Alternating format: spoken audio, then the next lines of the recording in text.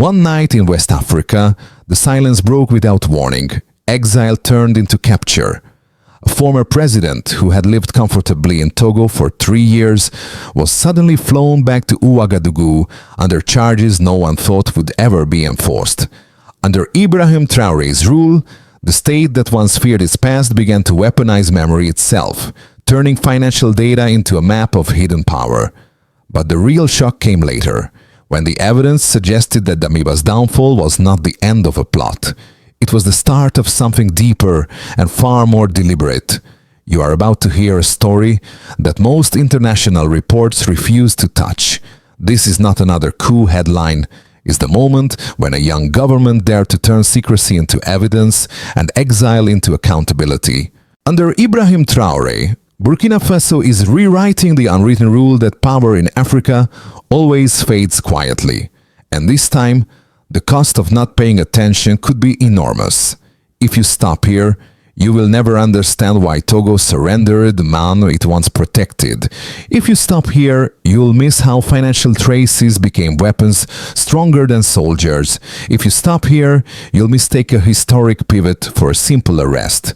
Because this story isn't about revenge or rivalry, it's about a state learning how to remember, and the price every old elite will pay for that memory. The first revelation didn't come from a confession or a message. It came from a transaction so ordinary that no one should have noticed it.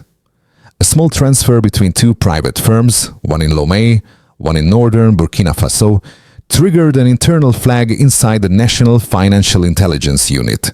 The pattern was too careful, the ownership too hidden, the names too consistent across unrelated companies. When investigators reconstructed the links, every line converged toward a man who was supposed to be gone. That discovery changed the logic of the case. It wasn't about a former president living quietly abroad anymore.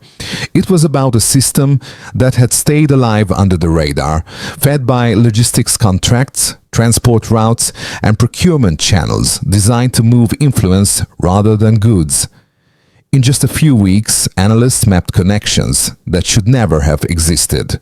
Companies controlling fuel routes, private couriers, crossing borders, contractors with access to military facilities.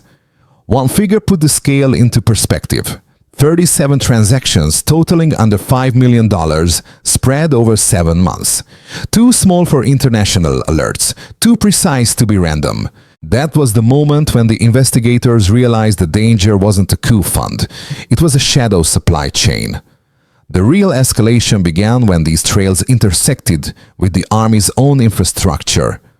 Communication slowed down. Deliveries missed by hours. Equipment vanished mid-route. Nothing explosive, just decay, engineered decay. By the time the state connected all of it, the story had already shifted from suspicion to survival. The story needed a face, and it already had one. Ibrahim Traoré, the young captain turned head of state, became both the target and the guide through a labyrinth that no one else dared to enter. Calm in tone and surgical in method, he stopped hunting enemies and started dissecting systems. That was his quiet revolution. At first, he moved without noise.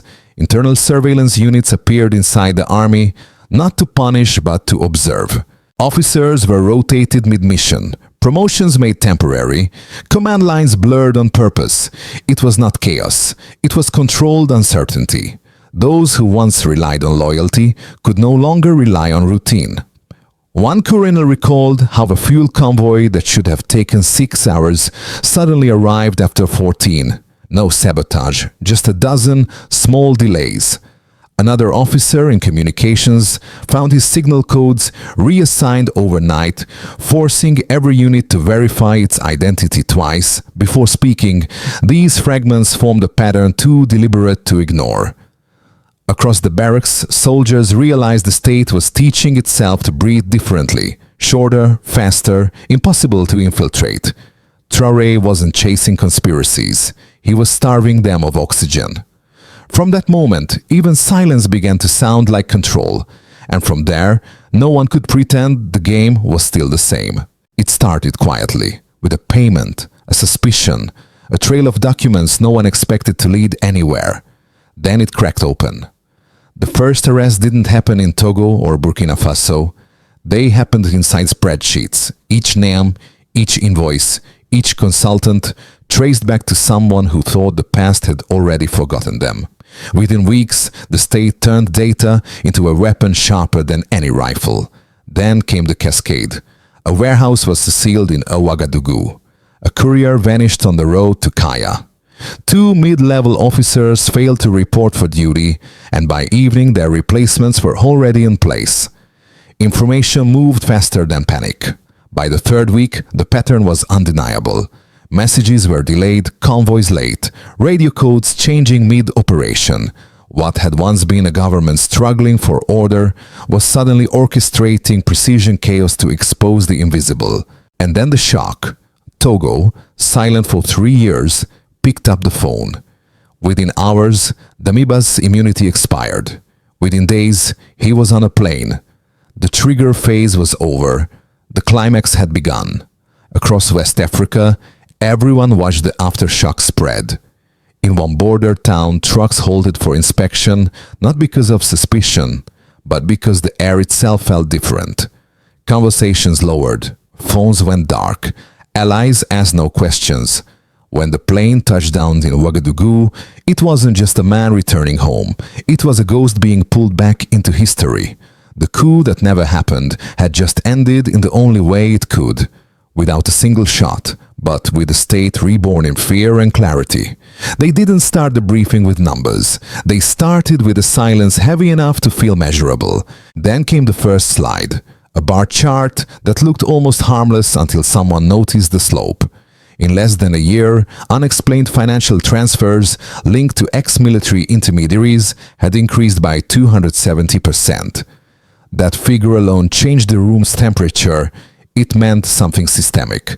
Analysts began aligning timelines, fuel delays, equipment losses, communication drops. The data lined up too neatly. What had felt like random inefficiency was now quantifiable disruption. The state had proof that decay was being engineered. A second number followed, smaller but faster. 42% of the flagged accounts had been created within a 60-day window, all connected to logistics or procurement. In digital forensics, that kind of acceleration doesn't happen by accident. It happens when someone coordinates. But the most unsettling metric wasn't about money. It was about people. 17 officers, all mid-ranking, had traveled outside their normal zones twice as often in the past 3 months. Each trip coincided with minor system failures, a jammed radio here, a fuel delay there. No order could explain it. The pattern spoke louder than confessions. By the end of the presentation, the scale, speed, and human trace of the problem formed one conclusion. Burkina Faso was not just defending territory, it was defending continuity itself. Under Ibrahim Traoré, evidence had become architecture. Memory was no longer an archive, it was an active shield. Numbers that once documented corruption were now being used to predict sabotage. When the briefing ended, no one applauded. They simply understood that the future would be decided by whoever learned fastest how to read data as survival. Every story this complex has another side, and this one was no exception. Some critics argued that Ibrahim Traoré's government was blurring the line between vigilance and paranoia. They claimed the constant rotation of officers and the surveillance within the army were signs of growing mistrust, not reform. In their view, a system that observes everyone might also forget how to trust anyone. Others added a broader warning. They said that turning intelligence into omnipresence could make the state efficient today, but fragile tomorrow, that a nation built on permanent alert might never learn how to rest. Their argument was calm, articulate, and not without merit. After all, West Africa had seen many leaders promise renewal before tightening control in the name of security. But supporters of Traoré countered with something harder to dismiss: results. They pointed to the dismantled network, the quiet stability in Ouagadougou, and the fact that not a single coup attempt had survived beyond rumor. For the first time in years, the capital wasn't whispering about who might seize power next. It was watching a government actually defend its own memory. Even independent observers admitted that the reforms, while harsh, had achieved what diplomacy never could. Burkina Faso was teaching itself to stay awake. And perhaps that was the point. A nation under siege cannot afford the luxury of the blindness. When both sides are laid bare, the question is no longer who is right. It's whether survival in this landscape can exist without suspicion, and whether the price of security is worth the peace it buys. And then everything changed. What began as a story about one man's extradition became something larger, a shift in the very logic of African power. The revelation hit like a fault line. Ibrahim Traoré didn't want Damiba erased. He wanted him documented. In a region where disappearance had always been the final act, Traoré chose exposure. The extradition wasn't just about justice, it was about building a memory the system could no longer delete. For the first time, a former leader was returning not to vanish in silence, but to speak in evidence. That decision shattered precedent. It told every general, minister and foreign partner that the age of exile without consequence was ending. Power, once fluid and forgettable, was becoming measurable, traceable and archived. Inside Burkina Faso, the realization was slow but seismic. The nation wasn't merely fighting conspiracies, it was rewriting the relationship between memory and rule. The trial ahead wouldn't just determine Damiba's fate, it would decide whether Africa could finally remember its past without breaking apart. From this midpoint onward, the story stopped being about an arrest. It became about a continent confronting the cost of remembering. The consequences arrived like ripples after a stone drop, quiet at first, then everywhere at once. For the state, the effect was immediate. Ministers who had once hesitated to share intelligence now coordinated daily. Policies tightened. Contracts that once bypassed scrutiny faced audit. The fear wasn't ideological, it was procedural. Every signature might become evidence one day. Bureaucracy, once sluggish, turned cautious and precise. Within months, Burkina Faso began operating like a government, aware that history had a memory and that memory had teeth. For businesses, the shock was financial. Several logistics firms vanished overnight, others scrambled to prove transparency. Investors who once ignored West African politics started recalculating risks, demanding new guarantees, new compliance standards. A mining executive admitted privately that profit now depends on what we can prove clean. The free flow of money had slowed, but for the first time it flowed visibly. For ordinary citizens, the change felt more intimate. Prices fluctuated, rumors spread, but something deeper shifted, a sense that their government, for all its intensity, was finally fighting battles that mattered. In cafes and markets, people stopped whispering about coups and started whispering about trials. Justice had become entertainment and hope. Beyond borders, the region took notice. Ghana, Niger and Togo began reassessing how much invisible power their economies were hosting. Analysts warned of a new doctrine of traceability, where financial silence could be read as guilt. For the first time, exile was not a sanctuary, but a liability. When the dust settled, one truth remained. The coup that never happened had redrawn the map of accountability in West Africa. Everyone, from presidents to port workers, was learning the same lesson. That invisibility was no longer protection, and that memory, once awakened, does not sleep again. The most likely scenario now is neither collapse nor triumph, but tension held in balance. Burkina Faso will continue tightening its internal systems, monitoring both loyalty and logistics. Some instability will persist, but the structure built under Ibrahim Traoré is too adaptive to unravel overnight. Expect a government that survives by constant motion, not peace, but controlled vigilance. The optimistic path is narrower, yet visible. If the coming trial sets a precedent for lawful accountability rather than political revenge, it could anchor a new culture of responsibility across the Sahel. International partners might return cautiously, and for the first time in decades, power in Burkina Faso could start earning rather than consuming trust. The darkest version requires only one mistake. If memory turns into punishment, if surveillance eclipses justice, the same system that exposed corruption could breed fear deep enough to paralyze reform. Suspicion would become the new ideology, and the young state might age too fast. That's why observers speak less about outcomes than about awareness. The question isn't which scenario will happen. It's whether the nation can stay lucid enough to navigate all three.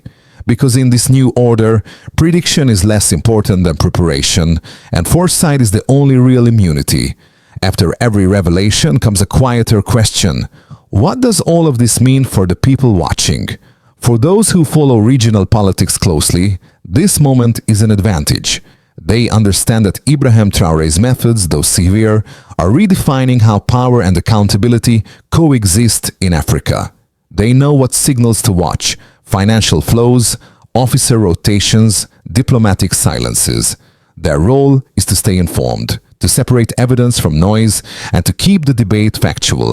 For citizens who feel the impact indirectly, through markets, employment, or regional uncertainty, the task is different. Awareness itself becomes protection. Preparing budgets, adjusting expectations, and reading verified information are no longer optional habits.